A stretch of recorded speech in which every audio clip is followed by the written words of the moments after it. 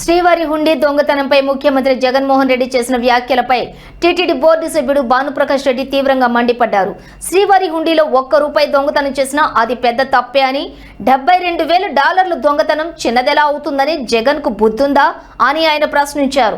జగన్ వ్యాఖ్యలు కోట్లాది భక్తుల మనోభావాలను దెబ్బతీసేలా ఉన్నాయని ఆవేదన వ్యక్తం చేశారు. దొంగతనాన్ని జగన్ సమర్థిస్తున్నాడు అని విమర్శించారు.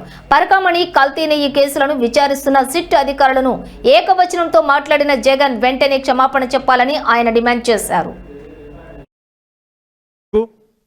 బుద్ధుందా నీకు ప్రశ్నిస్తున్నావు. నిన్ను వెంకటేశ్వర స్వామి ఖజానాలో దొంగతనం జరిగితే అది చిన్న చోరీని అంటావా? ₹72,000 చోరీ చేశారు, అది చిన్న దొంగతనం అని చెప్తావా జగన్మోహన్ రెడ్డి గారు? మీరు అంతేలే, లక్షల కోట్ల కొల్లగట్టి 16-17 నెలలు జైల్లో ఉండి బెయిల్ మీద బయట ఉండేవాడికి దొంగల్ని సమర్థిస్తారా మీరు? దొంగతనాన్ని సమర్థిస్తారా మీరు?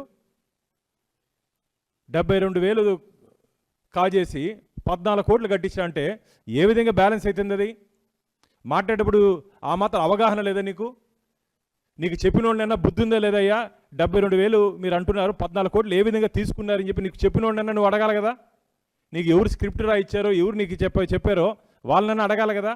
ఏ విధంగా మీరు 14 కోట్లు రాయిచ్చారని? మార్కెట్ వాల్యూ 14 కోట్లు జగన్మోహన్ రెడ్డి గారు, రిజిస్టర్ వాల్యూ 14 కోట్లు, మార్కెట్ వాల్యూ దాదాపు 50 కోట్ల రూపాయలు. 72,000 దొంగ దగ్గర 50 కోట్ల రూపాయల డబ్బు ఏ విధంగా వచ్చిందో ప్రశ్నించాల్సిన అవసరం లేదా? ఇది వెంకటేశ్ దగ్గర జరిగింది కాబట్టి ఇలా ఉన్నావు. యేసు దగ్గర జరిగి ఉంటే కూడా ఇదే రియాక్షన్ ఇచ్చి ఉంటావు నువ్వు. వెంకటేశ్ దగ్గర జరిగింది కాబట్టి నీ భావన ఈ విధంగా ఉంది. అదే మీ యేసు దగ్గర జరుగుంటే కూడా